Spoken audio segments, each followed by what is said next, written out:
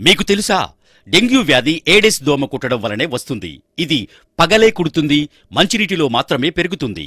మనకు అవగాహన లేక మన ఇండ్లలో మనమే వీటిని పాత టైర్లు, పూల కుండీలు, కూలర్ల కింద వాటర్లో, ఫ్లవర్ వాజులు, నీటి డ్రమ్ములు, రోళ్లు, వాటర్ పైపులు, పగిలిపోయిన కుండలు, వాడని నీటి సంపులు, పూల తొట్లల్లో పెంచుతున్నాం. డెంగ్యూ వ్యాధి లక్షణాలు: ఈ దోమ కుట్టిన వారంలోపు తీవ్రమైన జ్వరం, తలనొప్పి, కళ్లలోపల పోట్లు, కీళ్లు కండరాల నొప్పులు, వాంతులు, కళ్ళు తిరగడం, ఆయాసం, విరోచనాలు, కడుపు నొప్పి, శరీరం మీద ఎర్రటి దద్దుర్లు లాంటి లక్షణాలు కనిపిస్తాయి.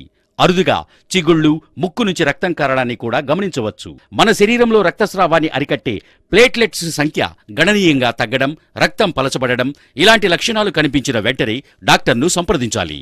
డెంగ్యూ సోకిన వ్యక్తి 1-2 వారాలలో తిరిగి కోలుకుంటాడు. అప్పటి వరకు విశ్రాంతి తీసుకుంటూ మంచి ఆహారం మరియు పండ్లు, పండ్ల జ్యూస్, మంచినీరు, ఓఆర్ఎస్ లాంటి ద్రవ పదార్థాలు ఎక్కువగా తీసుకోవాలి. మీ ఆరోగ్యం మీ చేతుల్లోనే. డెంగ్యూ వచ్చాక తీసుకునే జాగ్రత్తల కంటే డెంగ్యూ రాకుండా ముందుగానే జాగ్రత్తలు తీసుకోవడం మంచిది. డెంగ్యూ నిర్ధారణ పరీక్షలు ఎలిసా ప్రజలను భయభ్రాంతులకు గురిచేయరాదు. డ్రైడే మంగళ శుక్రవారాలలో డ్రైడే పాటించాలి. డ్రైడే అనగా బకెట్లు, కుండలు, గాబులు, నీటి తొట్లు మరియు కూలర్లలోని నీటిని పారబోసి శుభ్రంగా కడిగి 2 గంటలు ఎండలో ఎండబెట్టిన తరువాత మాత్రమే వాటిని తిరిగి వాడవలెను.